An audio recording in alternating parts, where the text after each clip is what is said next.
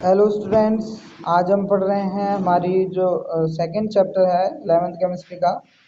तो उसके atomic structure में तो रेडियो एक्टिविटी है, हम पढ़ रहे हैं। अब रेडियो एक्टिविटी में हम देख रहे हैं, देखो कि the discovery of the cathode rays and anode रे। जब कैथोड रे और एनोड रे की डिस्कवरी हुई थी तो show that atoms are divisible into subatomic particles. तो जो एटम्स है इनको डिवाइडेड किया गया है सब एटॉमिक पार्टिकल्स में, मतलब एटम्स को भी कई और छोटे पार्टिकल्स में डिवाइड किया है। और this was further supported by phenomenon. और ये जो फिनोमेनन है, ये जो घटना है, इसको कौन सी घटना, रेडियो एक्टिविटी की घटना से ये बताया गया है कि एटम और छोटे छोटे पार्टिकल से मिलकर बना होता है तीन, है ना। अब ये जो रेडियो एक्टिविटी डिस्कवर करी थी बैक्वेरेल ने, याद रखना बैक्वेरेल, BACQUEREL, बैक्यूरेल इन 1896 में रेडियो एक्टिविटी की डिस्कवरी की थी। और इस डिस्कवरी के पश्चात ये बताया गया कि एटम्स है वो तीन पार्टिकल से या जो और भी कई पार्टिकल सब एटॉमिक पार्टिकल से मिलकर बना होता है। अब बात करें कि the spontaneous emission of the active radiation by the certain elements like uranium is called radioactivity and the elements are called radioactive elements। Means उस टाइम पे जब spontaneous emission of the active radiation, जब तुरंत ही, है ना, spontaneous means तुरंत, जब active radiation जो विकिरण है, एक्टिव रेडिएशन है, वो एलिमेंट्स जैसे कि यूरेनियम है ना, यूरेनियम से जब निकलती हैं, तो एक्टिव रेडिएशन जब यूरेनियम जैसे एलिमेंट से निकलती हैं तो ये जो रेडिएशन का निकलना है तो ये कहलाता है radio activity. And the elements, और वो जो एलिमेंट्स है वो कहलाते हैं रेडियो एक्टिव एलिमेंट्स। ओके, तो एक और बार सुनो कि बैक्यूरेल ने 1896 में रेडियो एक्टिविटी की खोज की थी। or the spontaneous emission of the active radiation by the certain elements like the uranium is called the radioactivity and the elements are called radioactive elements। अब इसके बाद हम आगे जाते हैं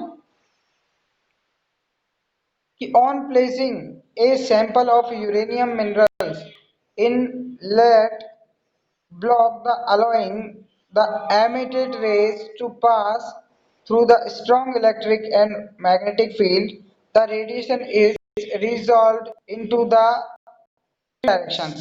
मीन्स हम बात करें कि on placing the sample of uranium minerals, जब यूरेनियम मिनरल्स के जो हम पार्टिकल्स लेते हैं इन ए लेड ब्लॉक, एक लेड का जो ब्लॉक होता है उसके अंदर, तो the allowing emitted rays to pass through the strong electric and magnetic field.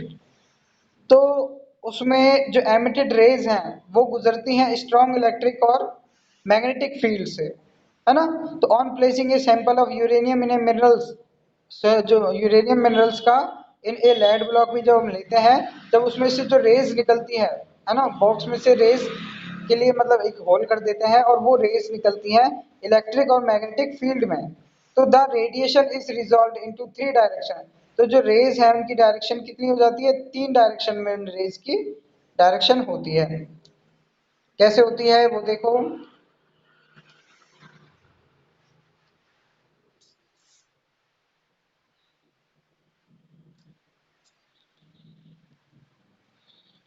जैसे यहाँ पे देखो कि ये लेड का ब्लॉक है, इसमें हमने यूरेनियम पार्टिकल्स रखा है।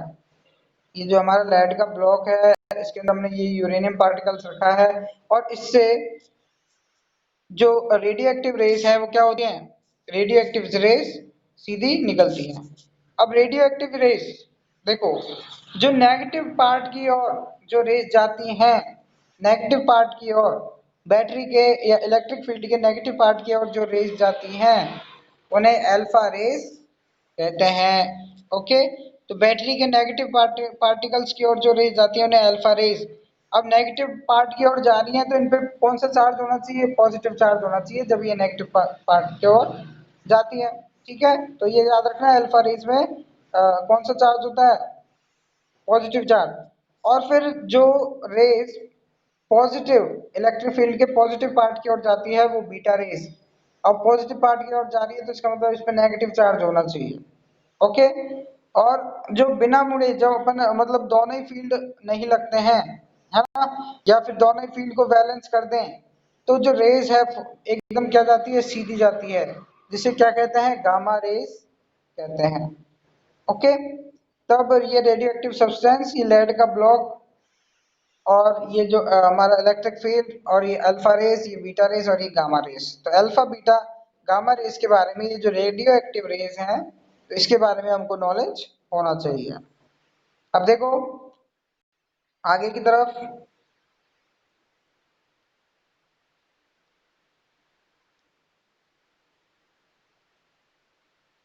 कि the rays which deflected slightly towards negative plates were named as alpha rays। Means वो रेज which deflected slightly, जो स्लाइटली मतलब कि थोड़ी सी डिफ्लेक्टेड हो जाती है किसकी तरफ, नेगेटिव प्लेट्स की तरफ, जो नेगेटिव प्लेट्स की तरफ डिफ्लेक्टेड होती है उन्हें कहते हैं अल्फा रेज। ठीक है। अब the rays which deflected towards the positive plates, जो पॉजिटिव प्लेट्स की तरफ डिफ्लेक्टेड होती है उन्हें कहते हैं बीटा रेज। और the rays which remains undeflected, जो अनडिफ्लेक्टेड रहती है, were named as gamma rays, उनका नाम है गामा रेज। अब बात करें कि एक रेडियो एक्टिव पार्टिकल से तीन टाइप की रेज निकलती है, अल्फा बीटा और गामा। अब अपने आगे टॉपिक आता है कि alpha ray consist of positive charge, alpha rays positive charge particles रखती है ना, इसीलिए तो वो नेगेटिव प्लेट की ओर अट्रैक्ट होती है, जैसे He2+ पार्टिकल्स। तो अल्फा रेज में पॉजिटिवली चार्ज पार्टिकल्स हीलियम+2, है ना, ये पार्टिकल्स इसमें प्रेजेंट होते हैं। अब चार्ज क्या होता है कि भाई the charge on alpha particle is 3.2 into 10⁻⁻19, means just double, है ना, इलेक्ट्रॉन्स का जस्ट डबल। इलेक्ट्रॉन का होता है 1.6 इंटू 10⁻⁻19, तो इसको 2 से मल्टीप्लाई कर दिया तो 3.6 sorry 3.2 into 10⁻⁻19 coulomb. Okay. And its mass is 6.6 into 10 to the power minus 24 gram. तो beta rays are made up of electron, beta rays होती है जो किससे बनी होती है, इलेक्ट्रॉन से बनी होती है, वाइल गामा रेज वर हाई एनर्जी, गामा रेज की जो एनर्जी क्या होती है, बहुत हाई एनर्जी होती है, इलेक्ट्रोमैग्नेटिक रेडिएशन, और having no change and negligible mass. Means इनके इनकी जो एनर्जी होती है वो इतनी हाई होती है कि ये जो इलेक्ट्रोमैग्नेटिक रेडिएशन जो देते हैं ये चेंज नहीं कर पाते, इनमें डिफ्लेक्शन अपन नॉर्मल तो इलेक्ट्रिक और मैग्नेटिक फील्ड लगा के इनमें चेंज तो अपन कर ही नहीं सकते। तो फिर इसके बाद आता है the characteristic of the alpha beta and gamma rays. अब हम देखेंगे कि अल्फा बीटा और गामा रेज की कैरेक्टरिस्टिक जो प्रॉपर्टीज है वो क्या है, इसको एक टेबल से हमने एक डिफाइन किया है।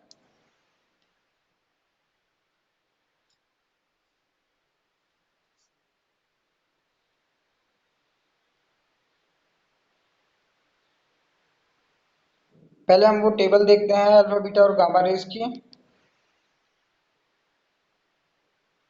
यहाँ देखो कि अल्फा रेज में बात करें तो अल्फा रेज का मास होता है 6.67 इंटू 10⁻⁻27 किलोग्राम, और 4 AMU मतलब 4 एटॉमिक मास यूनिट भी इसका होता है। अब बीटा रेस का होता है 9.11 इंटू 10⁻31 किलोग्राम, किसके इक्वल, प्रोटॉन के इक्वल। अब बात करें जैसे नेगलिएबल, बात करें तो नेगलिएबल होती है अपनी गामा रेस, इनका वेट नहीं होता है बिल्कुल भी। चार्ज की बात करें तो इस पे होता है +2 यूनिट चार्ज, है ना, अल्फा रेस पे +2 यूनिट चार्ज होता है। बी और ये बात करें जो बीटा रेस है इसमें -1 यूनिट चार्ज होता है, और इस पे कोई चार्ज नहीं होता है, ये न्यूट्रल होता है। आइडेंटिटी अल्फा रेस की आइडेंटिटी ये याद रखना, ये मोस्ट है। अल्फा रेस की आइडेंटिटी है हीलियम न्यूक्लिय, हीलियम+2 का मॉलिक्यूल, तो ये आइडेंटिटी है अल्फा रेस की, हीलियम+2। और बीटा रेस इलेक्ट्रॉन की बात करें तो, है ना, तो इलेक्ट्रॉन बीटा रेज को इलेक्ट्रॉन से डिफाइन करते हैं। और बात करें कि high energy radiation, gamma rays में क्या होता है, high energy radiation, gamma rays को इस नाम से जाना जाता है। वेलोसिटी की बात करें तो नियरली 1/10 ऑफ द लाइट, मतलब प्रकाश का 10वां भाग, है ना, इतना इसकी क्या है, वेग, वेलोसिटी है। अब near the same as the, अब जो बीटा रेज है उसकी जो लाइट का जो वेलोसिटी है उसकी इक्वल है 3.0 इंटू 10⁸ मीटर पर सेकेंड। अब same as the that of light, इसका क्या है, लाइट के इक्वल है।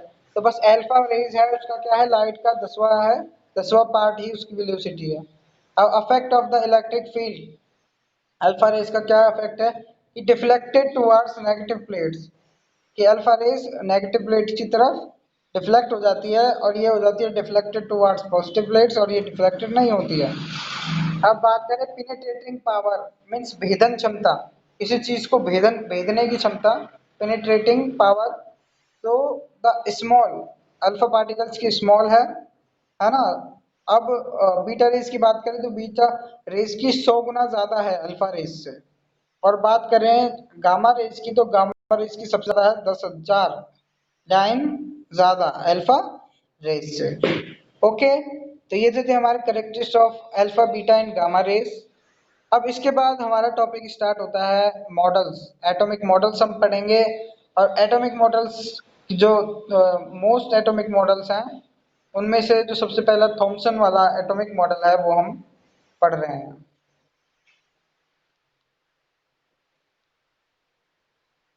अब थॉमसन का एटॉमिक मॉडल क्या था ये देखिए। थॉमसन के मॉडल ऑफ एटॉमिक मॉडल जो आपने 9th क्लास में भी पढ़ा है कि once it was known that, जब ये पता चला कि एटम कंटेन्स इलेक्ट्रॉन और प्रोटॉन, जब एटम्स है इलेक्ट्रॉन प्रोटॉन कंटेन करता है, तो ना, तो नेक्स्ट प्रॉब्लम ये आई, next problem was to know how these elements are situated, मतलब ये दोनों जो एलिमेंट्स है प्रोटॉन और इलेक्ट्रॉन ये सिचुएटेड कैसे हैं, तो ये प्रॉब्लम आई, है ना। तो how are arrange in atom, मतलब इलेक्ट्रॉन प्रोटॉन है ये अरेंज कैसे हैं एटम में। तो थॉमसन ने 1980 सॉरी 1898 में was the first to propose, ये फर्स्ट साइंटिस्ट थे जिन्होंने एक मॉडल प्रपोज किया to detail model of the atom, atom के बारे में एक मॉडल दिया। और ही प्रपोज्ड दैट, और उन्होंने बताया कि N atom consist, that an atom consist of a uniform sphere of positive electrically, मतलब एक पॉजिटिव चार्ज का एक स्फीयर होता है इसमें। थॉमसन ने कहा कि he propose that an atom consist of uniform sphere, एक समान गोला, एक गोलीय ऑफ पॉजिटिव इलेक्ट्रिसिटी चार्ज का एक गोला होता है, in which the electrons are distribute more or less uniformly, जिसमें जो इलेक्ट्रॉन्स हैं वो डिस्ट्रीब्यूटेड होते हैं यूनिफॉर्मली कम कम स्पेसेस पे, है ना। अब बात करें कि the model of atom is known as the plum pudding model, तो इस मॉडल को प्लम पुडिंग मॉडल के नाम से जाना गया, या रेजिंग पुडिंग मॉडल के नाम से भी जाना गया, या वाटरमेलन मॉडल के नाम से भी इसे जाना गया। अब this model was assume that, ये मॉडल ये बताता है कि मास ऑफ एटम, जो एटम का मास है इज इवनली स्पेयर, वो क्या है, पूरा गोलीय पार्ट है, स्पेयर वाला पार्ट है, और द एंटायर एटम, पूरे एटम में, मतलब जो उसका पॉजिटिव वाला पार्ट होता है वही क्या होता है, उसका वेट होता है, उसका स्पेयर होता है, जैसे कि ये हमें बताया गया है इस मॉडल में।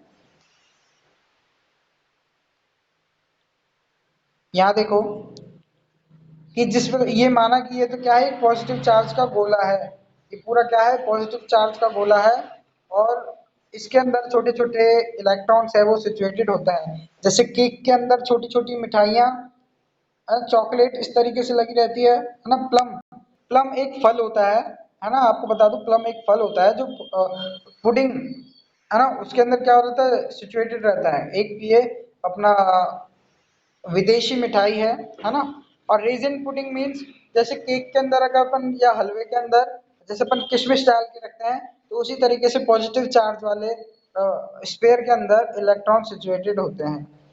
ठीक है।